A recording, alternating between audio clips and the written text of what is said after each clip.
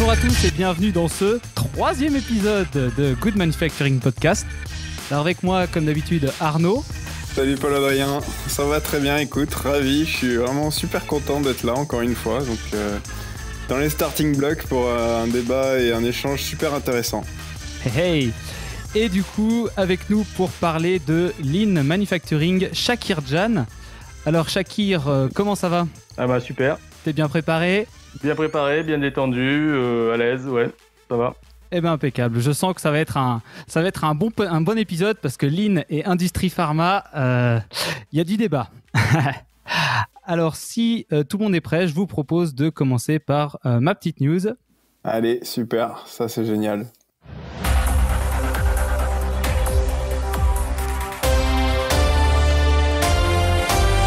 Alors, est-ce que vous avez déjà entendu parler de CRISPR-Cas9 ? Ah mais c'est une protéine ça, non ? Ça me rappelle des vieux cours de la fac. C'est ça. Alors, il n'y a pas spécialement d'actualité intéressante, mais je voulais vraiment en parler parce que vous comprendrez pourquoi à la fin de ma news. Donc, en fait, CRISPR-Cas9, pour ceux qui n'ont pas encore entendu parler, c'est un véritable ciseau à ADN. Ouais, C'est une enzyme, une enzyme qui permet de couper le double brin avec une précision, le double brin d'ADN, avec une précision pratiquement infaillible. C'est vraiment un scalpel moléculaire. Alors en ce moment, il y a de la baston là-dessus, parce que on ne sait pas pour la primauté de la découverte. Donc il y a deux camps qui se battent. D'un côté, c'est ceux que je vais choisir de leur accorder, parce que voilà, je m'en fous. C'est donc Emmanuelle Charpentier et Jennifer Doudna de l'université de Berkeley. Donc Emmanuelle Charpentier qui est française. Qui aurait du coup découvert en premier. Donc l'autre camp, ça serait le MIT et Harvard. Découvert quoi ? Découvert l'enzyme Non, découvert l'utilisation de CRISPR-Cas9 pour justement éditer l'ADN. Donc pour l'utilisation, c'est pareil. Alors là, sur Internet, j'ai lu tout et n'importe quoi. Qui a les droits d'exploitation ? Tout le monde se bat un petit peu. Je ne sais pas du coup qui va faire de l'argent avec ça. Mais du coup, ça va bon train. On le verra dans un instant. Donc CRISPR-Cas9, c'est donc un dérivé du système immunitaire bactérien qui, comme je l'ai dit, va couper la double hélice exactement où on le souhaite. Donc ensuite, une fois coupée, la cellule va essayer de réparer les dégâts et on peut alors introduire une mutation dans l'ADN. Ça, c'est l'utilisation de base. Après, il y a d'autres méthodes qui ont été dérivées de ça, qui se sont développées et maintenant, on peut supprimer un gène malade, remplacer par une séquence saine ou encore étudier la fonction précise du gène. Donc, contrairement aux autres méthodes qui existaient avant, celle-ci ne requiert pas de modification de l'enzyme. Tu changes l'ARN guide et du coup, la méthode est directement utilisable. Donc, c'est très peu coûteux et méga efficace. Cette méthode, elle est facile et rapide pour éditer le génome. Et donc, elle a des applications absolument fabuleuses. Donc, c'est-à-dire qu'on a des trucs très utiles, comme par exemple des nouvelles thérapies antibiotiques ciblées ou des thérapies géniques, par exemple pour lutter contre Alzheimer, certaines cécités rares, des cancers. Après, elle a d'autres applications qui peuvent être un peu moins plus lucratives, disons, comme faire des vaches sans cornes, améliorer des variétés de plantes pour les cultures, etc. Donc pour les rendre plus résistantes, pour les rendre un peu, etc. Et même des fois plus farfelues comme la résurrection des mammouths. Donc voilà, il y a des gens qui y pensent.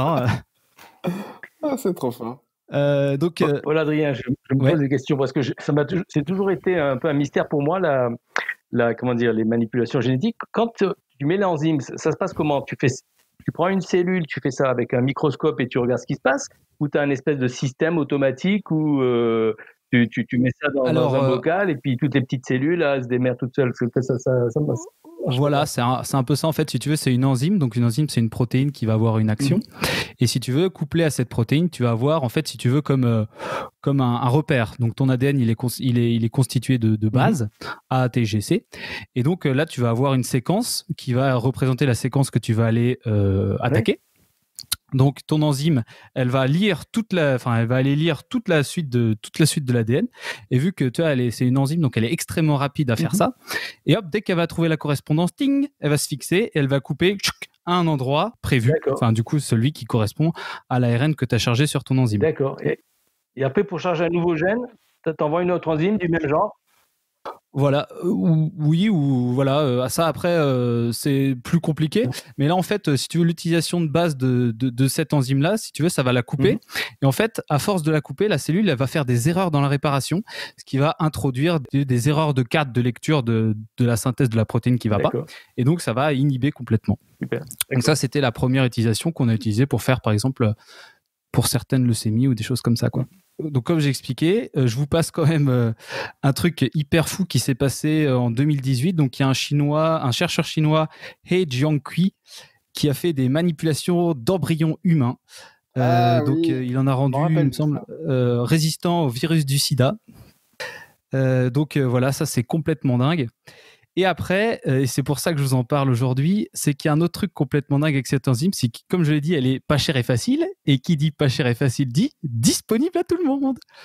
Et donc, en fait, il y a une véritable petite communauté de bricoleurs d'ADN qui s'est développée, qui échangent du matériel génétique, des petits tips et tout ça.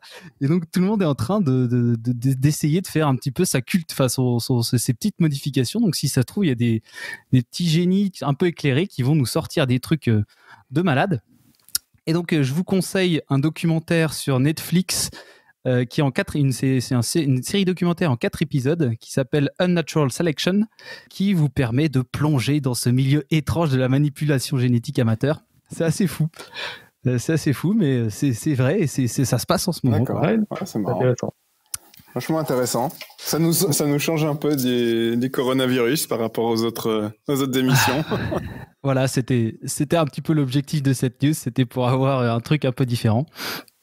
Mais j'essaierai de trouver quelqu'un qui peut nous en parler, qui travaille avec pour savoir comment on fait, parce que c'est la biotechnologie, c'est ça, on utilise ça, ça s'utilise. Ouais, enfin, c'est pas de la science-fiction. C'est de plus en plus. On a de plus en plus de clients ou de sites, en tout cas, qui font de la biotechnologie, et c'est passionnant, quoi. Il m'intrigue, c'est le gars qui a fait ça sur les embryons humains. Ça veut dire qu'il faut que je m'attende à rencontrer Spider-Man dans la rue, un de ces quatre, quoi. Eh ben, c'est pas si loin, parce que du coup, c'est ça, c'est Spider-Man, c'est ce qui lui est arrivé théoriquement après. C'est un peu une thérapie génique. Donc, c'est l'araignée, quand elle a mordu, elle a été modifiée l'ensemble de son génome. Et donc, ça lui a filé un petit peu des propriétés d'araignée, quoi. C'est un peu comme ça que ça arrivait, ouais. C'est un très bon exemple, je sais qu'il y a bien, c'est exactement ça. Je suis. Plus intéressant de suivre Spider-Man peut-être pour certains. Après, il y a peut-être quoi que ça excite. Juste après la discussion, j'irai dans Netflix, là, tu vois, tu m'as attiré mon attention là-dessus. Un petit teaser, super, c'était un peu l'objectif. Bon voilà, alors maintenant qu'on a fait cette petite news, je vous propose de passer à notre dossier. Allez, super.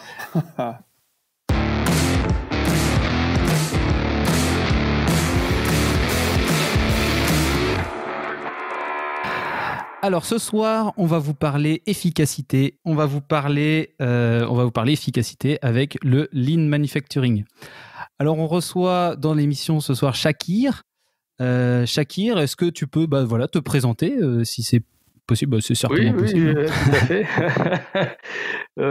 Donc moi je suis de formation ingénieur. J'ai fait une école de l'ENSIC, école des industries chimiques.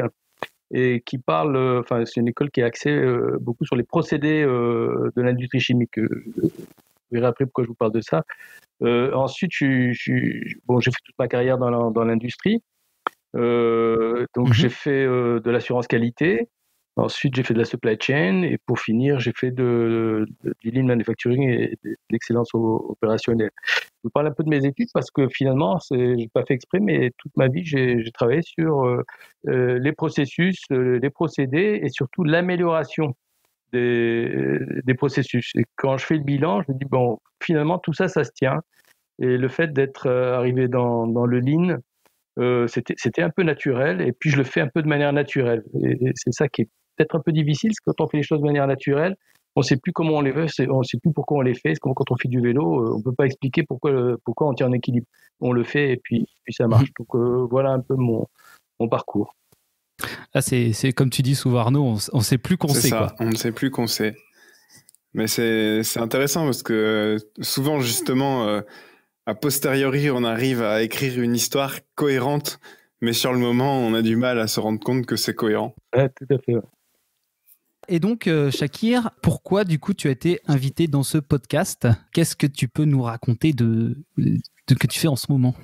Alors, ça part d'une discussion qu'on a eue et puis un peu de notre histoire commune, Paul-Adrien, où on est arrivé par deux portes différentes, deux couloirs différents à la même chose. D'un côté, la pharmacie et toutes les bonnes pratiques liées à la pharmacie, et d'un autre côté, le lean manufacturing. Et pareil, les bonnes pratiques liées au manufacturing. Et au départ, si je peux résumer notre histoire, c'est que on avait notre propre langage, on parlait avec nos propres termes. Et puis, de fil en aiguille, on s'est rendu compte que même si on appelait les choses différemment, ça voulait dire un peu la même chose. Donc voilà, c'est ça qui m'amène ici, c'est un peu partager notre expérience sur le lean, alors manufacturing ou pas, mais le lean dans la pharmacie. Voilà. C'est vrai qu'au départ, on bossait ensemble. Et donc, au détour d'un couloir, on parlait de deux choses.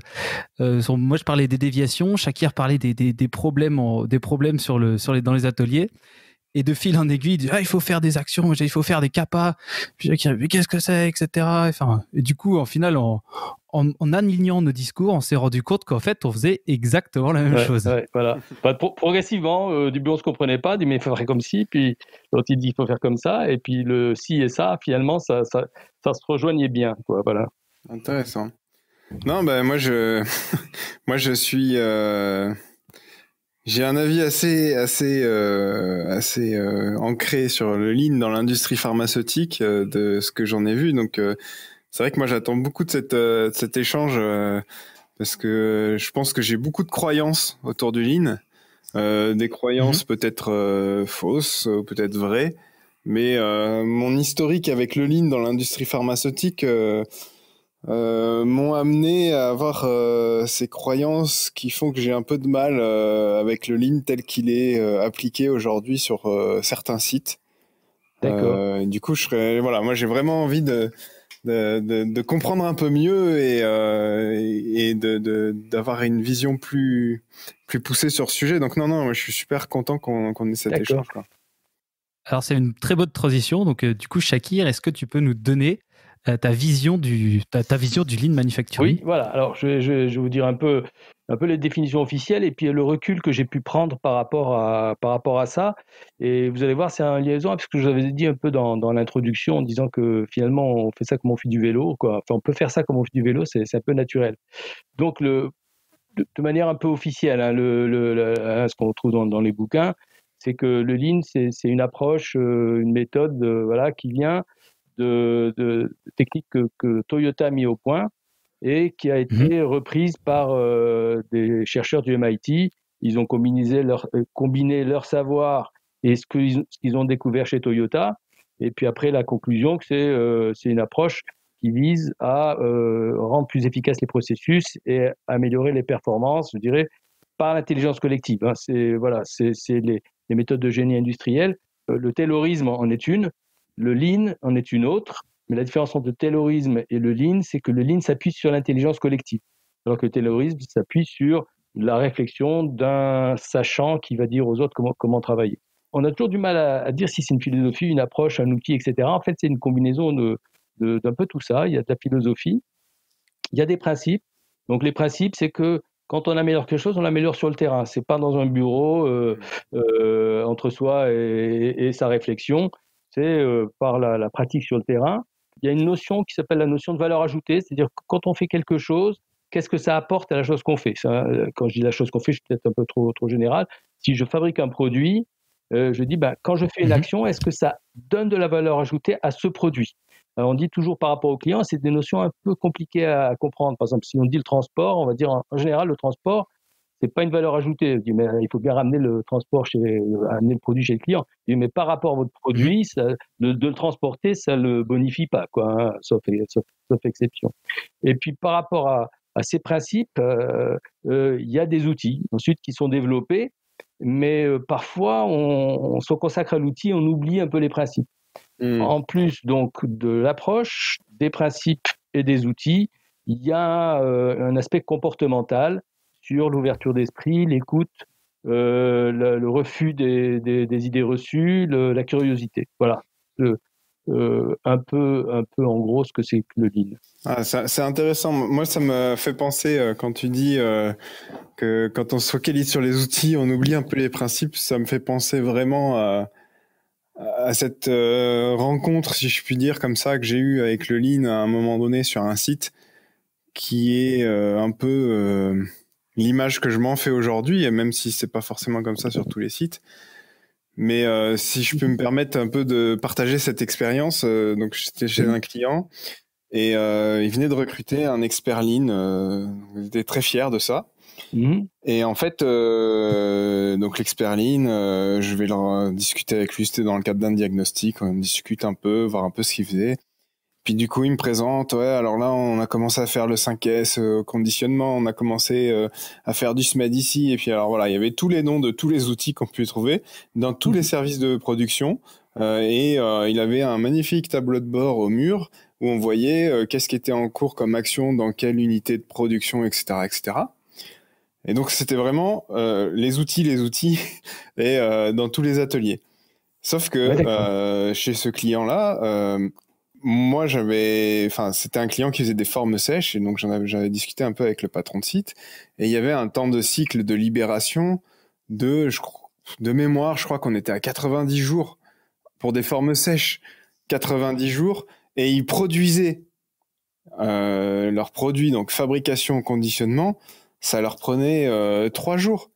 Et donc, en fait, ce qui me choquait, c'est que donc l'expert en ligne, il allait aller chercher à gagner 30 minutes dans le changement de format, alors que derrière, après 3 jours, on avait 87 jours de stock, d'attente, de machin. Et donc, c'est un peu, voilà, c'est la croyance que j'ai, c'est que moi aujourd'hui, ce que j'en vois sur les sites, et je sais, on en a déjà un peu discuté, hein, Shaker, je sais que c'est pas ta vision, mais ce que je vois souvent, c'est des gens qui font du Lean. Et il faut faire du Lean, en prod. Sauf que cette amélioration-là, elle aura aucune incidence sur le temps de cycle global. Et donc, c'est pas là où il y a le plus à gagner au niveau global de l'entreprise, quoi. Donc, je sais pas quel est ton avis par rapport à ça. C'est clair. Après, ça dépend de l'approche qu'on a, si elle est mécanique. Et là, l'exemple que tu décris, c'est un exemple mécanique. On va faire du SMED pour du SMED, du 5S pour du 5S. Et moi, après, c'est un peu compliqué parce qu'il y a des choses qui me semblent évidentes. Et moi, je partage des fois avec mes collègues. Je dis, mais quand on fait quelque chose, pourquoi on le fait? Tout ce qu'on fait, pourquoi on le fait? Prenons le recul suffisant pour se demander pourquoi on le fait au bout d'un moment. Alors, dans la méthodologie sur le Lean, on peut au départ faire juste pour faire, c'est-à-dire pour prendre connaissance des outils. Et on voit qu'il y a une interaction, enfin une symbiose entre l'outil et l'esprit. Hein. Je ne peux pas avoir l'esprit si je ne pratique pas. Mais donc, quand on pratique, au début, on pratique pour essayer, pour comprendre ce que c'est. Et puis, quand on a fini de pratiquer, on a intégré un peu la philosophie à travers l'outil. On doit s'arrêter un petit peu, on dire qu'est-ce que j'ai compris de ce que j'ai fait et qu'est-ce que je vais en tirer de manière plus large. Et progressivement, au fur et à mesure qu'on utilise les outils, on se doit de prendre du recul par rapport à tout ça et suffisamment de recul pour à un moment se dire voilà, je me pose, ça fait 1 an que j'en fais, par exemple. Quand je dis j'en fais, c'est pas, c'est l'intelligence collective, donc le jeu est général. Ça fait un an qu'on en fait, comment les états d'esprit ont évolué, où est-ce qu'on en est ce que c'est juste une mode? Et puis, au bout d'un moment, on va essayer de prendre du recul et donner du sens à ce qu'on fait.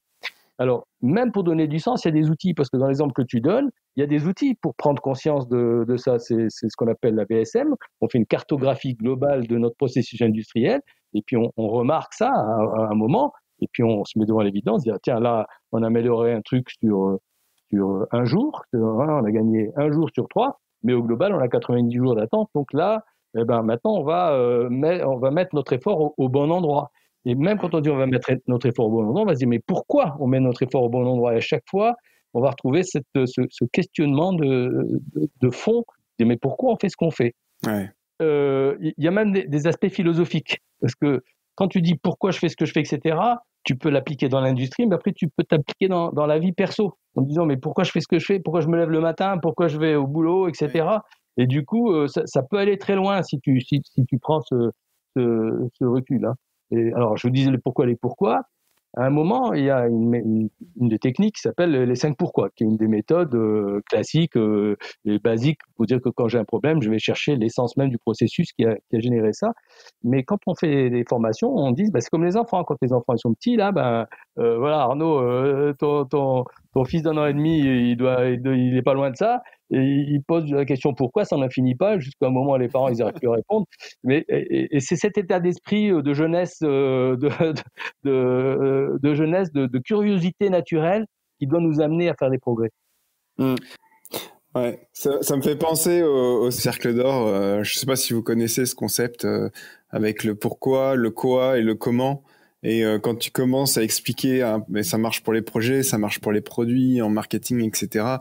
Et si tu expliques le comment, puis le quoi, puis le pourquoi, en fait, tu n'arriveras jamais à convaincre et à embarquer les gens avec toi. Alors que si tu commences par le pourquoi, et après le quoi, et ensuite le comment, là, tu vas arriver à embarquer les gens et à convaincre. Et c'est vrai que quand tu regardes, un exemple qui est souvent donné quand tu parles du cercle d'or, c'est Apple qui communique à fond sur le pourquoi avoir un iPhone, pourquoi, et non pas le comment ça marche un iPhone, quoi. Et c'est exactement ça. Je trouve ça super intéressant, justement, ce que tu dis, Shakir, sur le fait qu'à un moment donné, il faut prendre cette prise de recul et se poser la question du pourquoi. Tu donnes du sens, et je vois exactement le même problème qu'on a évoqué dans le premier podcast, probablement, premier épisode, où tu te plaignais que les gens faisaient de la qualité pour faire la qualité. Et je pense que, à mon avis, ça se trouve, Shakir doit avoir exactement le même problème avec certains qualiticiens qui appliquent certaines règles qu'ils ont peut-être lues dans les BPF sans chercher vraiment à comprendre pourquoi ils les appliquent. Et donc, ils font de la qualité pour de la qualité, comme du coup, la personne que tu as vue faisait du lean pour faire du lean, sans vraiment comprendre ce qu'il y avait derrière la règle, quoi. C'est ça.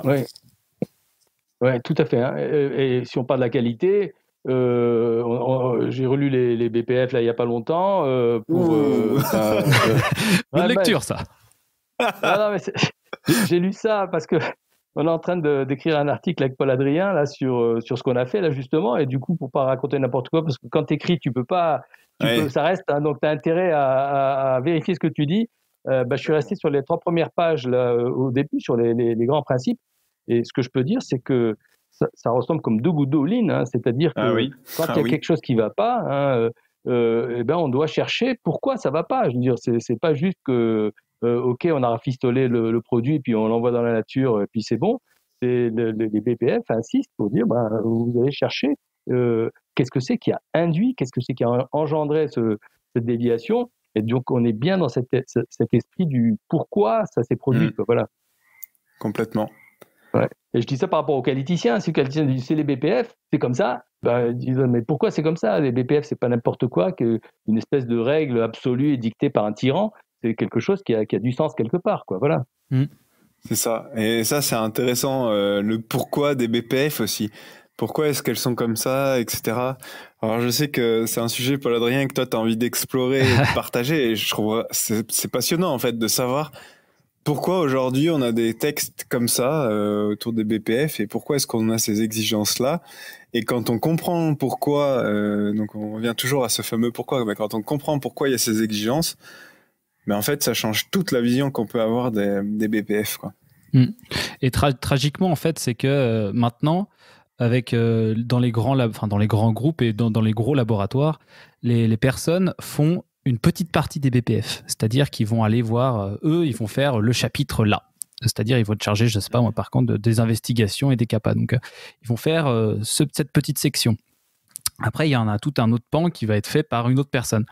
Et au final, il n'y a pas une personne, à part dans les laboratoires de taille plus modeste, qui vont devoir appliquer l'ensemble du texte. Donc, c'est-à-dire qu'ils vont devoir le lire en entier et lancer leur méthode, lancer leur qualité basée sur le texte, en comprenant comment tout s'architecture ensemble.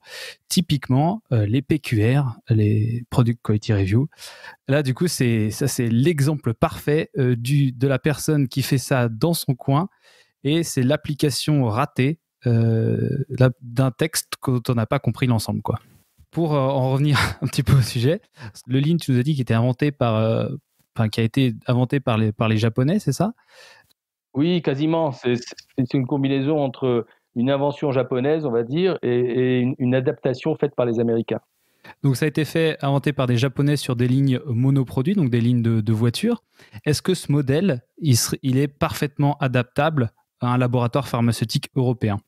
Alors, le Lean est normalement adaptable à tout. Tu peux le faire dans ta cuisine, tu peux le faire, je veux dire, voilà, c'est adaptable à tous les niveaux. Alors, après, si ça a été inventé dans les années 50, il me semble, et peut-être qu'on était monoproduit à ce moment-là, mais aujourd'hui, le Lean est toujours utilisé sur des chaînes très, très, très versatiles au niveau de l'automobile. Aujourd'hui, l'automobile, ils te disent tu peux commander ta voiture avec des options et on va te la faire pour toi. Donc, on est loin maintenant des années d'avant où c'était monoproduit. Donc maintenant, c'est extrêmement multiproduit. Mmh. Et donc, oui, donc à partir du moment où on peut te faire en termes de ligne une voiture adaptée à toi avec la couleur que tu as demandé, avec les options que tu as demandé, oui, c'est pas ça qui va gêner, c'est pas le fait d'être monoproduit. En fait, il faut bien s'adapter au contexte, puisque quand on regarde les outils, les principes, c'est beaucoup de bon sens. Alors, le bon sens, je me méfie beaucoup du bon sens, parce que le bon sens de l'un, c'est pas forcément le bon sens de l'autre. Mais une fois qu'on a mis à plat ces choses qui sont évidentes quelque part, quand on comprend bien, c'est-à-dire si on va au fond des choses, pas si on applique un peu bêtement en disant ouais c'est comme ça la règle quoi. Si on dit c'est comme ça la règle, mais pourquoi? C'est pareil à tous les niveaux. Il y a le pourquoi du comment et le pourquoi du pourquoi quoi. Voilà. Donc normalement ça s'adapte à tout. Mais Arnaud, au début, tu disais, moi j'ai une vision qui est escalée, pas forcément positive du Lean. Il faut voir aussi comment c'est utilisé et la publicité qui en est faite. Parce que moi, ce que je dis, il y a une partie outil dans le Lean. Un outil, t'en fais ce que tu veux. Tu prends un marteau. Un marteau, c'est fait pour planter des clous. Bon, tu peux planter des clous pour construire une armoire, mais tu peux aussi l'utiliser pour taper sur quelqu'un. Et puis voilà, mais c'est pas l'outil qui est en cause, c'est la façon dont tu l'utilises. Donc tu peux faire du Lean de manière positive, avec un état d'esprit constructif, mais tu peux faire du Lean aussi pour faire de la casse au niveau des emplois, et puis prétexter que tu fais ça avec le Lean pour faire passer la pilule. Donc tout dépend de comment on s'y prend. Il y a tous les extrêmes. Il y a l'extrême extrêmement bienveillant de l'entrepreneur qui veut améliorer son entreprise avec bienveillance en utilisant le Lean, et puis il y a celui qui est là juste pour faire de la casse d'emploi. Donc voilà, mais c'est pas l'outil qui est en cause, ni la méthode qui est en cause, la façon dont on non, c'est le pourquoi, le fameux pourquoi. Mais justement, alors, je dirais pas que j'ai une mauvaise image du Lean. J'ai quelques a priori, on va dire plutôt, parce que moi j'ai l'impression que au niveau de l'académie de la qualité efficace, en fait, on applique du Lean à la qualité. Non, alors j'ai un autre point moi qui me chiffonne par rapport à la façon dont c'est appliqué dans ce que j'ai pu voir, c'est que en règle générale, et donc là je serais vraiment intéressé d'avoir ton avis. On voit souvent donc sur les sites, on lance des démarches Lean un peu globales. Donc on forme des gens un peu dans tous les services, et puis après chacun va mener son chantier Lean dans son service pour optimiser la performance de son service. Sauf que en fait du coup en améliorant l'optimum local, des fois ça va dégrader l'optimum global. Alors je m'explique, et c'est pas évident à expliquer de manière orale. J'aime bien, moi, quand je fais des vidéos, j'ai des petits schémas, mais en gros, je sais pas, si j'ai mon équipe logistique qui va améliorer sa chaîne d'approvisionnement de certaines matières, par exemple, en appliquant du Lean, en faisant un chantier Kaizen ou 5S ou que sais-je, et en fait, en faisant ça, ça va peut-être dégrader un autre point dans la chaîne un peu plus loin, parce que, ok, ils approvisionneront plus vite. Mais ça a dégradé un point dans la chaîne plus loin, qui va faire qu'au final, on va être plutôt perdant que gagnant dans le global. Et cette comparaison entre optimum local et optimum global, moi je trouve que on manque, en tout cas dans les cas où j'ai vu le Lean en application, on manque de cette vision d'optimum global pour lancer les chantiers Lean, de se dire ok, c'est ça qu'on veut atteindre, et donc tous les chantiers Lean qui sont lancés, ils doivent à un moment donné répondre à ce point qu'on veut atteindre. Ça manque de chef d'orchestre, quoi. C'est ça que tu veux dire ? Ouais, un peu, ouais.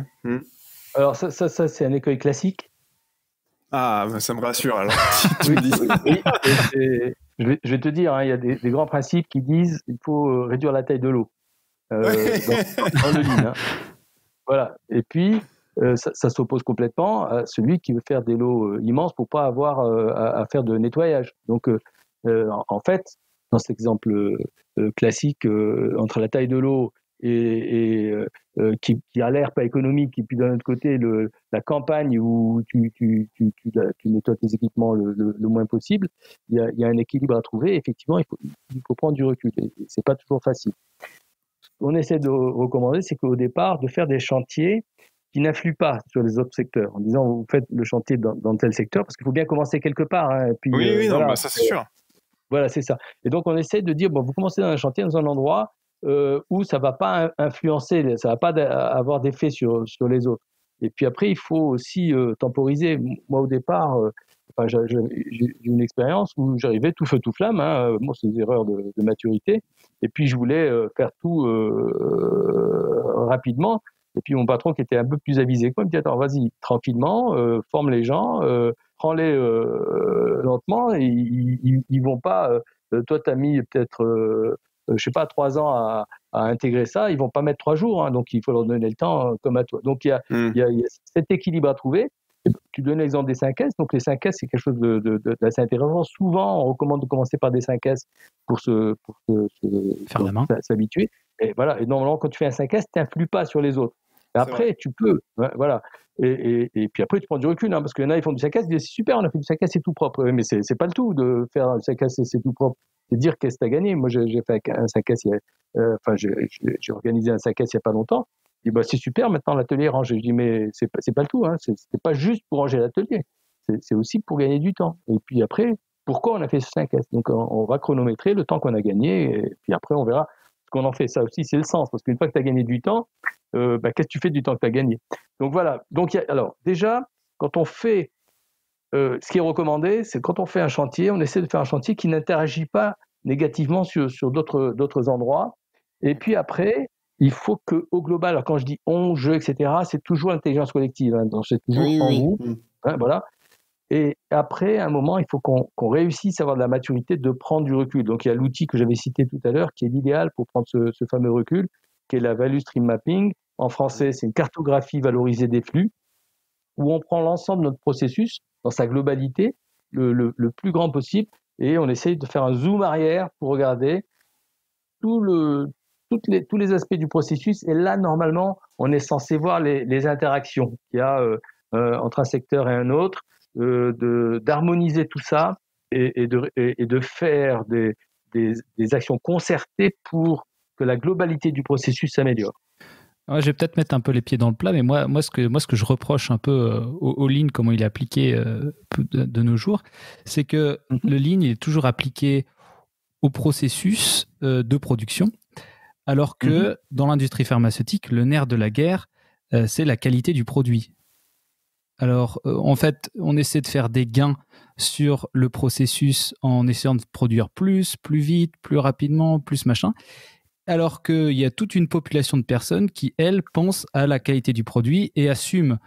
Parce que du coup, avec le Lean, on doit faire les actions tout de suite, on doit faire les actions maintenant, dès qu'on voit un gain potentiel, il faut faire l'action. Alors qu'il y a toute une population de qualiticiens derrière qui sont complètement paniqués en disant « Oh là là, ils sont en train de tout changer sans analyser, ça va nous faire des changements, ça va nous changer notre processus, notre qualité va se dégrader. » Et donc, en fait, il y a ces deux populations qui s'affrontent.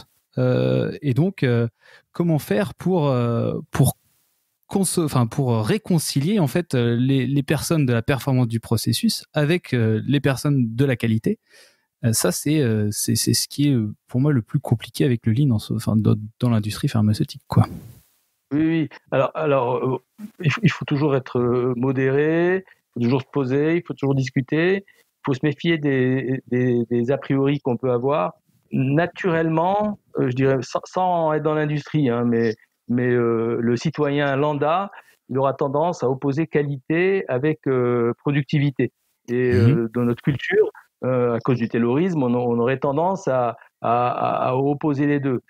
Normalement, ça ne doit pas s'opposer, parce que un peu dans l'histoire du lean, parce que moi j'avais pris des bouquins, et puis comme je l'ai dit au début de ma carrière, j'ai fait de l'assurance qualité.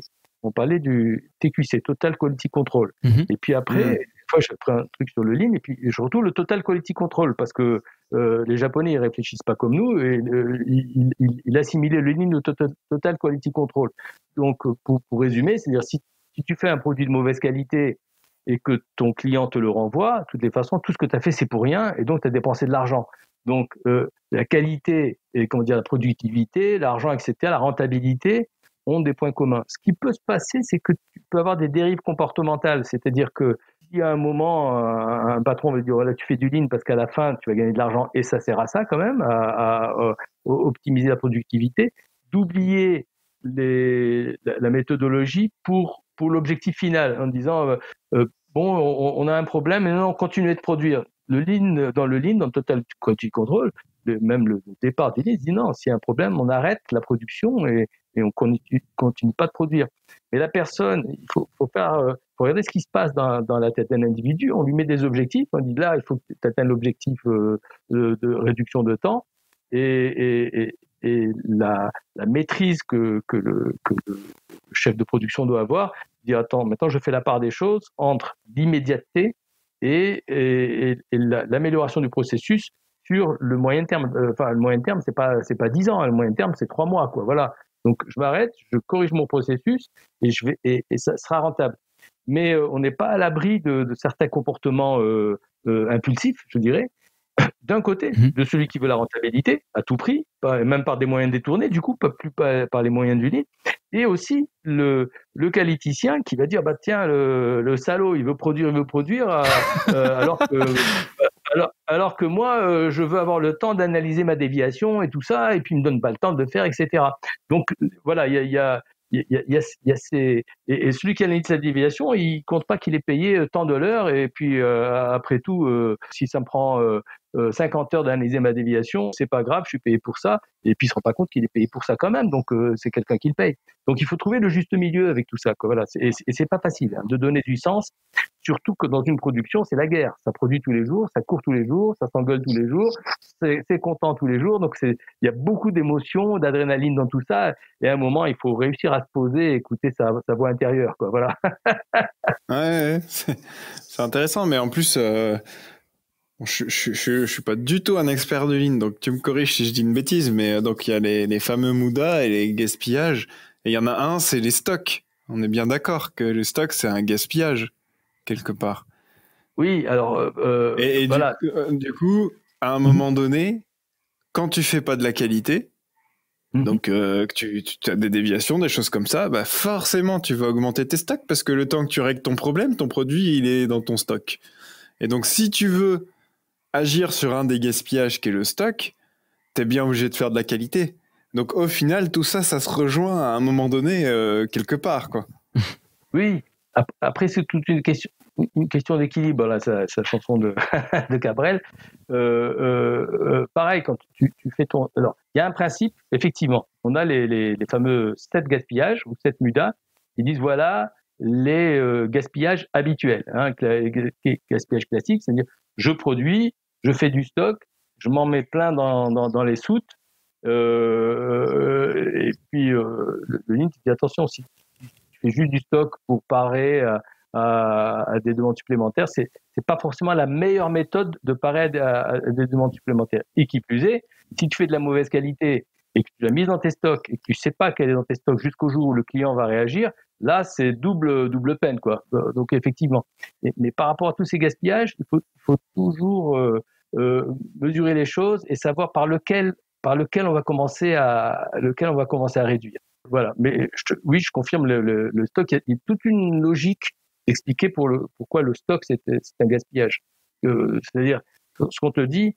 Et d'ailleurs, c'était l'origine de la naissance du lean, hein, chez les Japonais. Je dirais un mot juste après. C'est-à-dire, tu fais ton stock, il est là, il sert à rien, il n'est pas vendu, c'est du blocage de trésorerie. Donc même financièrement, c'est un super muda. Hein, c'est de l'argent que tu n'as pas. Hein, c'est de l'argent qui dort chez toi. Et il serait mieux chez le client parce que le client il t'aura payé, quoi. C'est ça l'idée. C'est ça. Et il t'aura payé bien plus que ce que ça t'a coûté à produire. Voilà. Et l'histoire du lean, elle commence comme ça, c'est-à-dire que les Japonais, ils ont fait du lean parce que c'était après la Deuxième Guerre mondiale. Ils avaient plus de sous, ils avaient plus de trésorerie. Donc leur principal souci, c'était qu'une fois qu'ils ont produit, c'était le temps de cycle entre le moment où ils ont produit et puis le moment où ils ont récupéré les sous.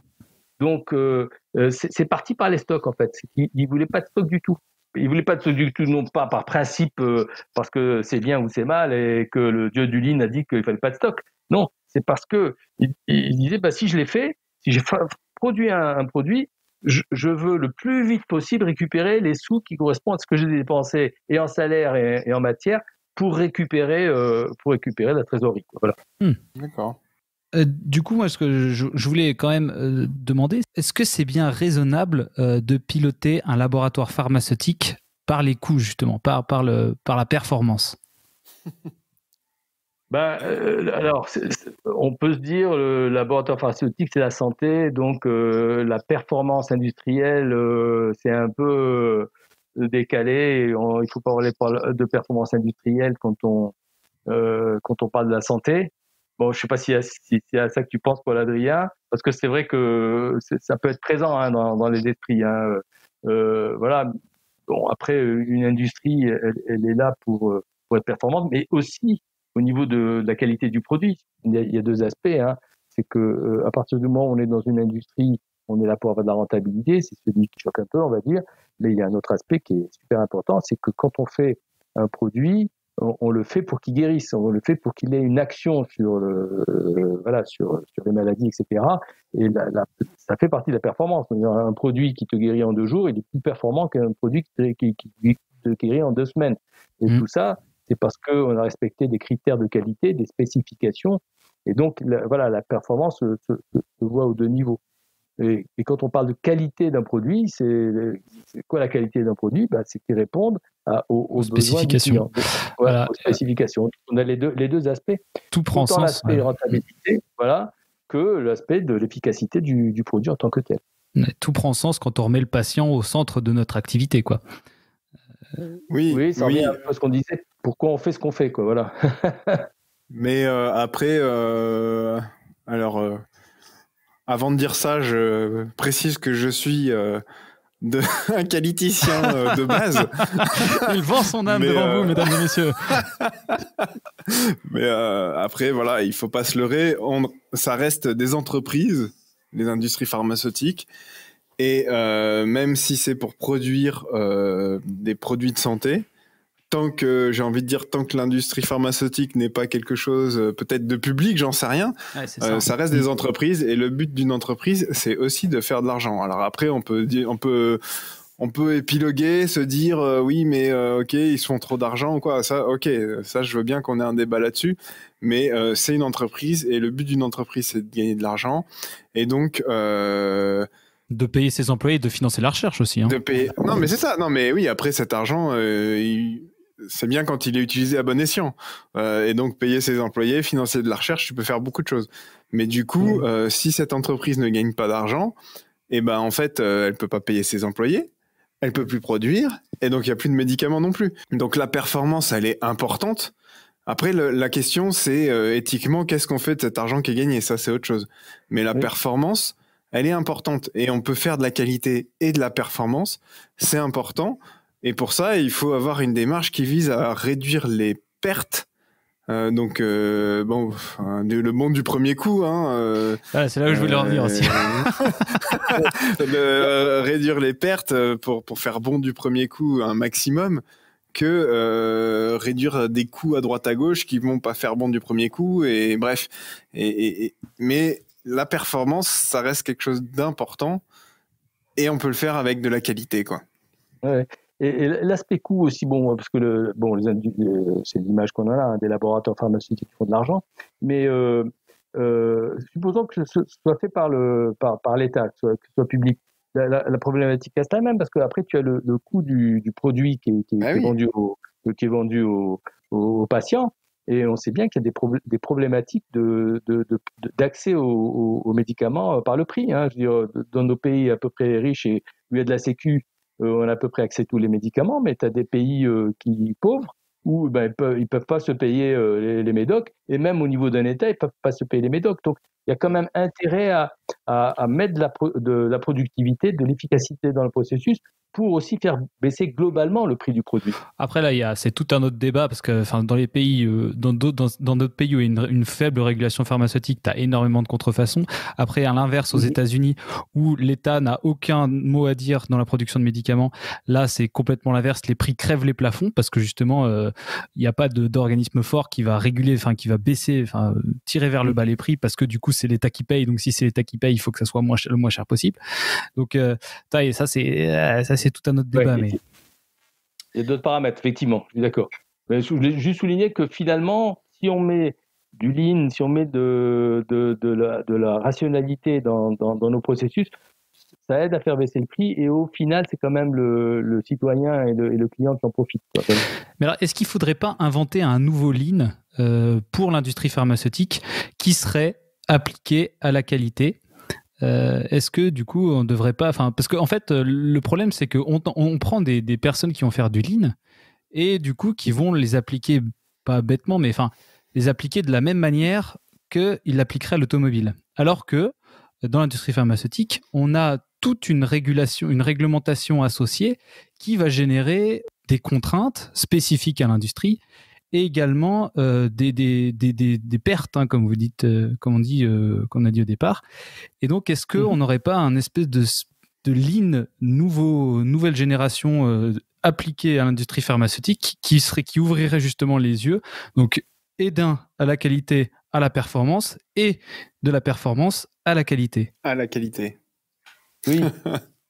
Alors de fait, les industries, le lean, au départ, il y a des principes, il y a des outils, et puis après, il y a la façon d'appliquer ces outils. Et ce qu'on voit, c'est que selon les familles industrielles, il y aura des variantes de l'application du lean. Et je te donne un exemple, quand on fait des SMED, donc le SMED, c'est quoi? C'est le fait lorsqu'on passe d'une production d'un produit A à une production d'un produit B, entre les deux productions, il y a tout un processus de nettoyage, de réglage, voilà. Donc l'idéal, c'est que quand tu as fini le produit A, que tu passes au produit B, il s'écoule le moins de temps possible. Dans l'industrie pharmaceutique, on t'oblige à faire des vides de ligne, et tu n'as pas le droit de mettre ton produit B tant que tu n'as pas fait le vide de ligne, donc tant que tu n'as pas vérifié tout un tas de critères qui te permettent de dire oui, bon, il n'y a pas de pollution, le produit A qui est passé avant le produit B, les résidus du produit A ne vont pas polluer le produit B. Donc ça, c'est des choses qui sont admises et classiques, etc. Et on va faire du SMED en tenant compte de ce paramètre, qui peut être un paramètre contraignant, mais aussi qui peut être un paramètre sur lequel on va réfléchir pour dire qu'est-ce qu'on peut faire, comment on peut être créatif en utilisant les outils du lean pour s'assurer que le produit A ne pollue pas le produit B. Donc, et du coup, on développe dans l'industrie pharmaceutique, parce qu'on est dans ce secteur, on est dans cette famille, des approches, des façons de penser qui sont propres à ces contraintes-là. C'est un très bon exemple. Alors, le changement de format, moi, je trouve que c'est un exemple où le SMED, moi, m'interpelle énormément, parce que justement, donc il y a beaucoup de challenges sur les changements de format, et donc moi, je me rappellerai toujours lors de ma première expérience dans l'industrie pharmaceutique, je sortais de la fac et j'étais parachuté en chef d'équipe de production, et où on avait, alors je me rappelle plus, des changements de format peut-être de 4 heures, et on cherchait à descendre en dessous des 3 heures. Et puis on avait sur la ligne de conditionnement, on avait des déviations. On avait des déviations parce que les mentions variables étaient fausses. Il y avait eu des erreurs dans les mentions variables. Et en plus, derrière, les IPC ne les détectaient pas, etc., etc. Et en fait, le changement de format, et ça, je pense que c'est un point, pour moi, où le lean, j'ai vraiment envie de challenger, et donc je mets un peu les pieds dans le plat. Oui. Quand on met les équipes sous pression dans le changement de format, parce que voilà, on veut l'améliorer, on veut passer de 4 heures à 3 heures, les équipes, elles sont focalisées sur le fait de faire vite et pas bien. Je dis pas que c'est le but du lean, c'est de faire vite et pas bien, hein, mais ce qui se passe concrètement sur le terrain, et moi c'est ce que j'ai vécu, c'est que les opérateurs derrière, ils sont là, faut que je fasse en 3 heures, faut que je fasse en 3 heures, et donc eh ben, il y a des points qui sont critiques, comme paramétrer les mentions variables dans l'imprimante qui va imprimer sur la boîte, par exemple.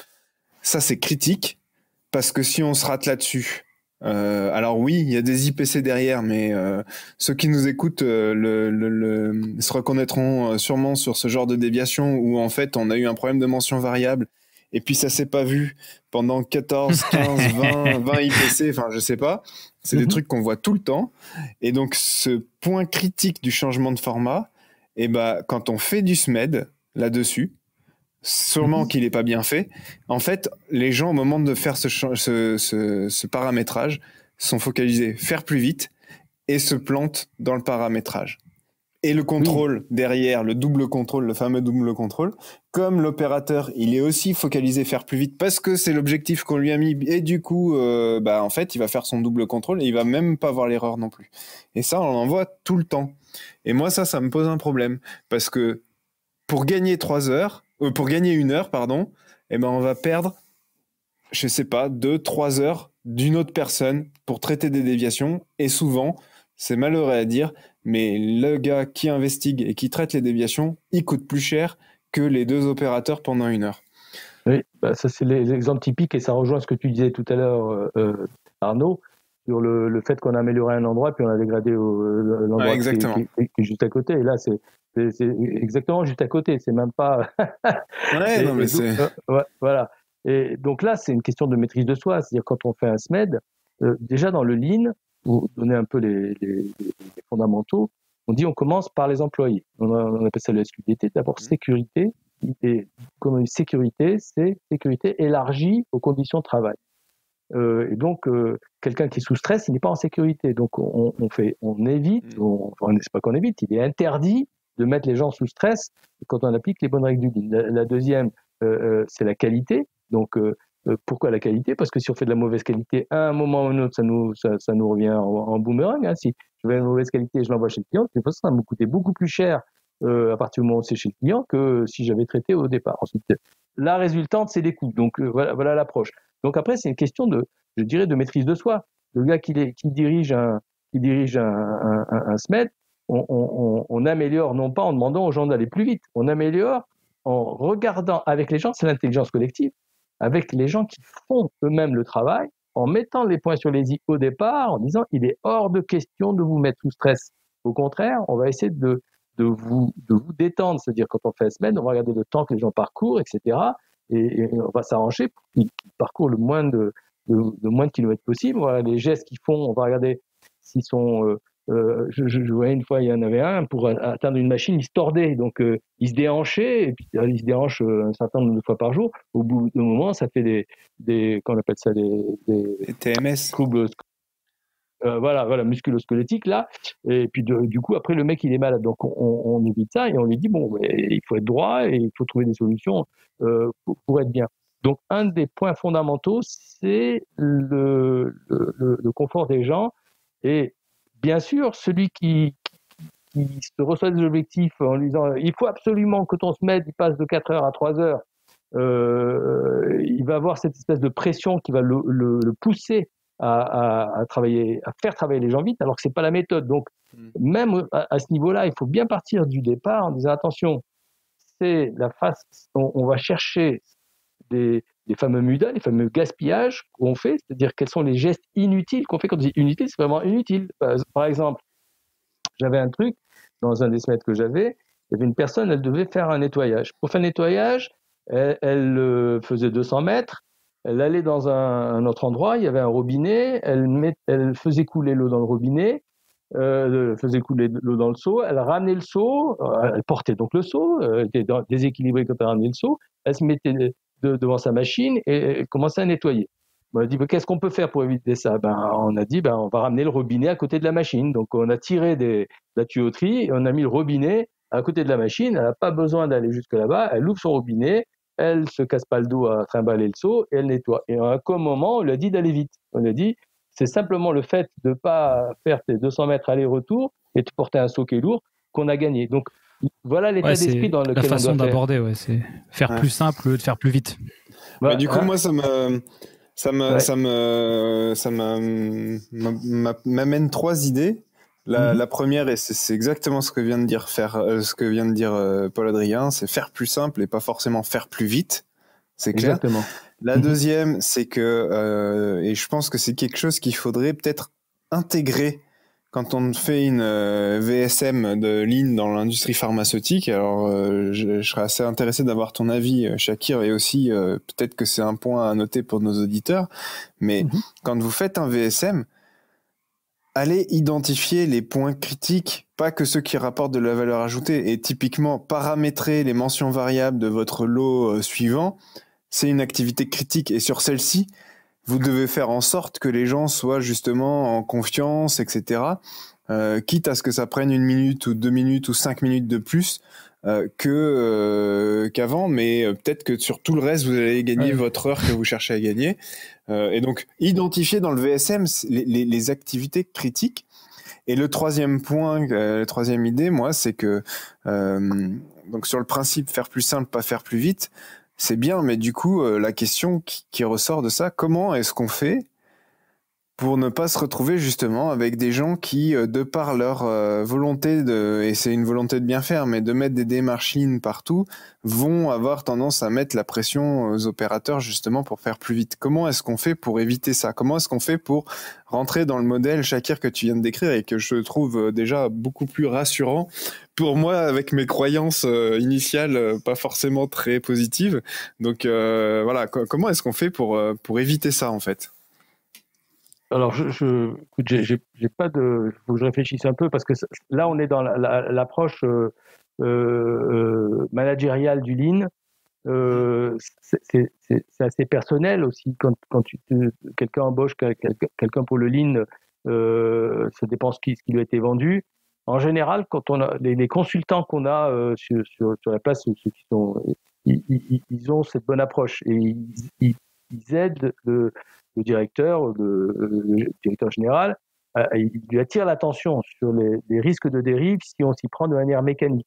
Donc, je dirais, moi, tous les consultants que je connais, ils le prennent sous le bon angle. Il n'y a aucun consultant qui dit qu'il faut travailler de manière contraignante.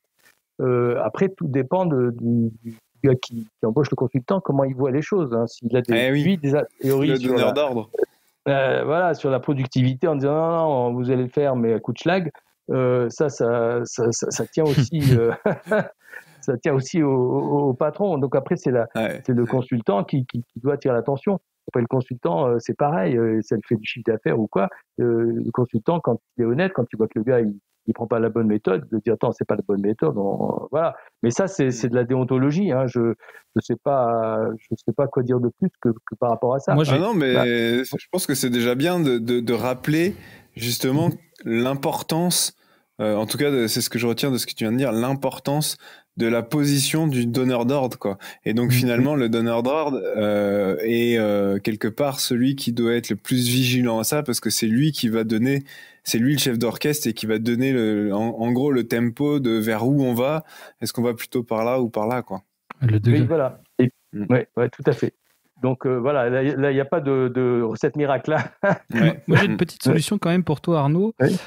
C'est quand on s'attaque à un secteur, en fait au lieu de exactement comme tu as dit, c'est de faire une analyse de risque global de tout le process sur lequel on va s'attaquer.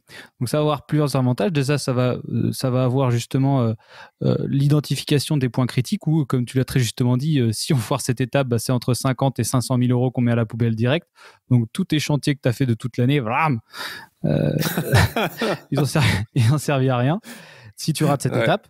Et ensuite, ça va te permettre de pouvoir avoir tes changements vachement plus rapidement, comme je disais au début d'émission. L'une des difficultés, c'est justement la rapidité du changement qu'on a entre le qualiticien qui veut faire du change control et le gars de la performance qui veut amener les solutions au plus rapidement. Et du coup, si tu as ton analyse de risque qui est prête en disant voilà, ça tu peux modifier autant que tu veux, ça n'aura pas d'impact. Et ça, tu n'as pas le droit de toucher, mon gars. Si tu touches ça, ça va être là tu vas devoir tout revalider, tu vas devoir tout refaire. Donc ça, tu ne touches pas, mais par contre, tu peux sans le toucher, tu vois, rassurer les opérateurs, les mettre en confiance, tu vois, faire un truc bien cadré avec des poké-yoké pour pas qu'ils se trompent, etc. Ça, pas de problème. Mais du coup, tu peux rien d'autre changer, quoi. Et donc là, tu auras champ libre pour tous tes chantiers. Et là, je pense que là, il y a une vraie valeur à faire, quoi. Oui, alors il y a quand même des grandes lignes qui sont recommandées. Les grandes lignes recommandées, c'est de dire on fait des petits chantiers simples qui nous permettent on commence comme ça. On commence par des petits chantiers simples et c'est le consultant, le gars qui dit où est-ce qu'on va faire les petits chantiers pour éviter de tout perturber. On va le faire dans un endroit où les gens sont motivés et on va essayer d'en tirer un peu des petits bénéfices au départ. Et une fois qu'on s'est fait la main, on prend du recul. On dit bon, ce qu'on a fait, pourquoi on l'a fait, on a compris la mentalité, on a formé un peu les gens. Et suite à ça, après avoir fait des petits chantiers, donc on forme les gens. Dans les petits chantiers, on en profite pour former les gens. Et après, ce qui est recommandé, une fois qu'on a, alors ça peut durer 1 an, les petits chantiers, les petits chantiers ici et là. Après, on se pose et on fait un diagnostic. On fait un diagnostic, donc on va faire une approche complètement générale dans laquelle on va faire ces fameuses cartographies, mais pas seulement. On va aussi regarder les performances, l'analyse des performances, comment on gère nos performances. On va regarder notre système de management, ce qu'on appelle le système de management, qui doit nous amener à faire ce qu'on appelle des AIC, c'est-à-dire des systèmes de suivi des performances sur des tableaux avec des méthodes dynamiques et rapides. On va regarder aussi, on va interviewer les employés pour savoir comment ils se sentent. Et à partir du moment où on a fait ces grandes cartographies, on va faire une feuille de route qui va nous permettre d'améliorer globalement l'ensemble de nos performances. Mais ce dont on parle quand on parle de l'opposition entre le qualiticien et le chef de production, etc., ça, ce sont des incidents de parcours qu'il faut qu'on traite au cas par cas en regardant les dérives comportementales, mais il faut qu'il y ait un extérieur qui puisse les détecter, quoi. Voilà. Du coup, ça fait quand même 1 heure qu'on parle. Est-ce que vous voulez évoquer un dernier sujet Moi, je suis un fervent partisan de la théorie des contraintes. Donc, je ne sais pas si tu connais, Shakir. La théorie des contraintes, Goldratt, le but. Et donc cette vision donc on identifie le goulot, on planifie sur le goulot, on lève la contrainte, donc on travaille à améliorer le goulot et ensuite on identifie le prochain goulot, etc. Et surtout cette notion de on planifie par le goulot et on rythme le site au niveau du goulot. Et du coup, je me suis toujours un peu demandé, et je sais pas justement toi ton expérience, si tu as eu cette expérience-là. Comment est-ce qu'on peut arriver à coordonner des approches lean avec cette approche de théorie des contraintes? Comment est-ce qu'on les intègre l'une dans l'autre? Parce que je pense que ça ferait beaucoup de sens. Écoute, je connais pas bien. J'ai entendu parler de Goldratt. Effectivement, on m'a recommandé des lectures, mais je suis pas encore allé. Donc j'aurais du mal à répondre. Quand tu parles donc, moi j'ai une expérience en supply chain, quand on parle de goulot, bon, je pense au goulot d'une supply chain. Et effectivement, quand on regarde en logistique industrielle, quand on veut libérer un flux, quand on veut s'attaquer à un flux, on commence par les goulots. Mais je connais pas assez Goldratt pour trop m'aventurer là-dedans. Donc voilà, j'aurais un peu de mal à ouais, non, bah, donner mon avis là-dessus. Du coup, ouais. C'était bonne idée en tout cas pour un prochain épisode. C'est ça. Ok. D'accord, messieurs. Donc alors, si vous êtes tous d'accord, je pense qu'on va conclure sur ça. Donc en tout cas, merci beaucoup Shakir d'être venu défendre la position du lean et nous rassurer surtout sur les pratiques auxquelles qui nous hérissaient peut-être un peu le poil sans fondement au final. Écoutez, je suis enchanté de ça. Alors j'espère, est-ce que ça t'a plu ce petit podcast? Oui, c'est ça, sympa, c'est une bonne discussion et puis ça permet aussi quand même de prendre du recul par rapport à ce qu'on sait. C'est comme l'histoire du vélo, pourquoi je fais du vélo, qu'est-ce qui me permet de faire du vélo et du coup d'expliquer comment on appuie sur la pédale, quoi. Non, c'était très intéressant. Eh bien super. En tout cas, tu as été l'invité du 3e épisode. On en espère qu'il y en aura plein d'autres et que peut-être on fera un autre épisode avec toi, Shakir, en tant qu'expert lean. Bien volontiers, oui. Moi, j'aimerais bien donner un petit mot de conclusion. Allez, vas-y. Parce que moi, J'ai retenu un truc très important de cette discussion et qui, je pense, intéressera tous les auditeurs. Si vous voulez accélérer vos prises de décision et vos traitements des change control, faites un VSM tout de suite de tous vos process avec une bonne analyse de risque et donc une bonne description de vos process dans vos documents et une bonne analyse de risque vous permettra de bien accélérer tous vos change control. Ça c'est clair. Et ce temps investi, c'est sûr que c'est du temps investi au démarrage, hein, mais en fait, une fois que tu as investi ce temps-là, tu n'as plus aucune crainte à avoir pour faire des change control et donc ça peut accélérer tous tes chantiers d'amélioration, y compris les chantiers de lean et autres, quoi. Voilà, c'était ma petite conclusion. Non, sinon, pour nous retrouver, comme d'habitude, suivez-nous déjà sur ce podcast pour les prochains épisodes, un épisode toutes les 2 semaines. La chaîne YouTube où vous aurez sûrement remarqué que le podcast sort aussi sur la chaîne YouTube, mais pas que. On a nos petites vidéos qui sortent un peu moins toutes les 2 semaines, mais c'est un peu plus long à faire en ce moment. Mais on essaye de tenir un rythme quand même suffisamment fréquent pour les vidéos d'astuces pour rendre la qualité plus efficace. Nous suivre sur LinkedIn, je pense que c'est le meilleur endroit où on met les vidéos, les rappels de podcast, toutes les informations, les tips, les expériences qu'on peut avoir, quoi. Voilà, donc, je pense que j'ai à peu près tout dit pour nous suivre. Donc aussi toutes vos plateformes de podcast habituelles. Et on vous retrouve dans 15 jours pour l'épisode 4. Allez, au revoir tout le monde. Au revoir, merci encore. Ouais, merci aussi.